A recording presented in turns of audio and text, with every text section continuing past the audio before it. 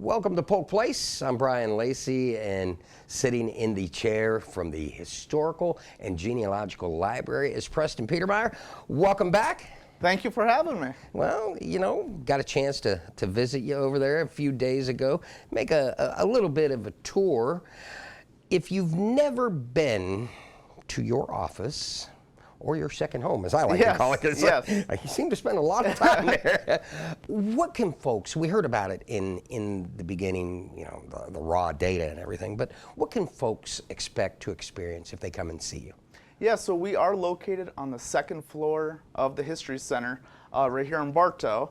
And you come into the library, you will see a vast collection of books related to genealogy materials. You're going to have birth indexes, marriages, death records, county histories, really covering the entire southeastern United States and really continuing up the coast. That's all the first thing you're going to see right when you walk in. We also have a special little computer room that has public computers that are completely free to use for the public. And from those computers, you'll have free access to the library edition of Ancestry.com. As well as we are a Family Search affiliated library, meaning if you have a Family Search account, which is completely free to sign up for, you can come into the library, hop on one of our computers, and log into your account, and you'll have access to millions of additional records that you won't from home. And so definitely a great resource there.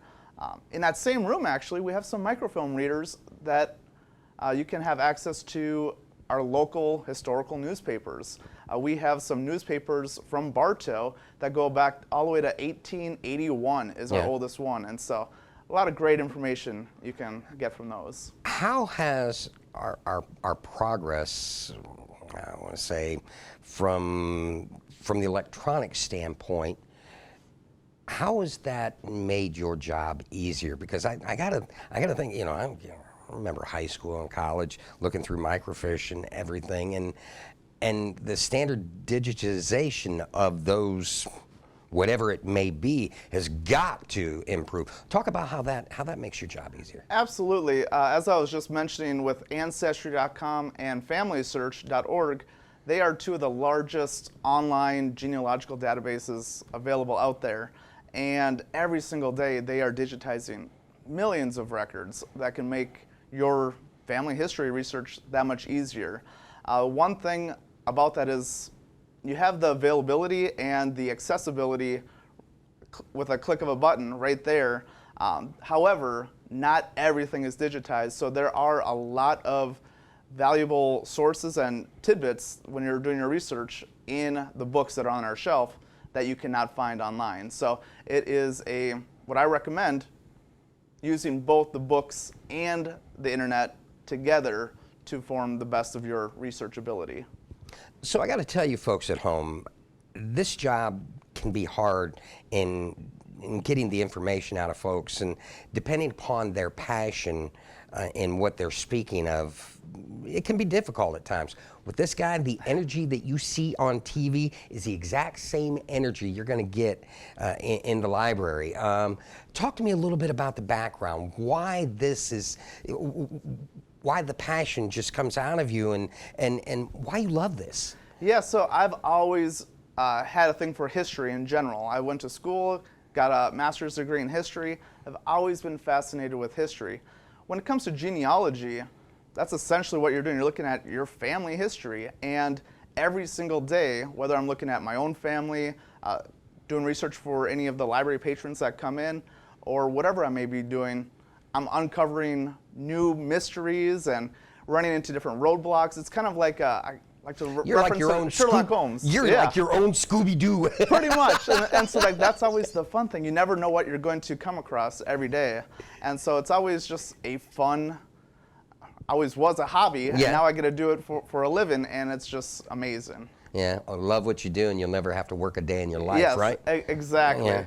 Well, you've got some special events coming up that the folks need to know about. Let's talk about those. Yes, so October is actually National Family History Month, and it is a great opportunity to talk about family history and really ensure that your family history will be preserved for decades or even centuries. And so it's definitely a great time if you are looking to work on your family history and do genealogy research, come by the Polk County History Center, come up to the second floor in the library, and we can help you get started, kind of get going with your research.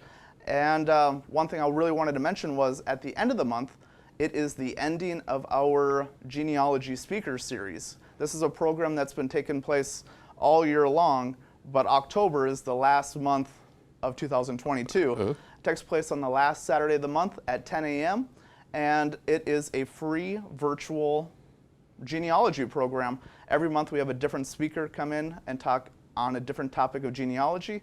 In October, we are going to have a professional genealogist from Minnesota named Brendan Duffy, and his program is called What Do I Do With All This Stuff? Yeah. And it's really, once you are doing your research on your family and you gather all these information, all these different resources, and you just have it there, what do you do with it next? How do you put it together? How do you tell that ancestor story? And so it's going to be a really interesting way to kind of close out our 2022 genealogy speaker series. You know, and the last time we talked, every time I see any kind of reference, even on, you know, the national TV shows, they talk about the 1950 census becoming available, saying exactly what you said. And they were, you know, they're all hopped up and going, you know, you got to get into this because the records that you see from the 1950s are your family members and you might know. Talk a little bit about that, the excitement with that. Yeah, absolutely. The 1950 census actually became available to the public just this past April. And since it's become available, they've slowly been, well, I should say slowly, they've been really quickly indexing the entire census. And so if you haven't had a chance to look at that census yet, come by the History Center. You'll get free access to go on the computer and view that 1950 census. You can find maybe yourself, your parents, your grandparents, and so forth, and see what they were doing during that time period. So it's a great resource. People in the genealogy world are thrilled that it comes out because the census, there is a 72-year privacy law that the census doesn't become available to the public for 72 years. That's why the 1950 census just came out this year. The 1960 census, we still have 10 more years of waiting before that comes out. And so it is a huge load of information. And so it's definitely exciting. Well, listen, always a pleasure to talk to you. You make this interview so easy because sometimes I really don't, you know, I find myself asking questions and struggling for the next question. With you, I hear something, I'm like, oh, I got to ask about this. I love interviews with you, man. Come back and see me again soon, please. Absolutely, absolutely.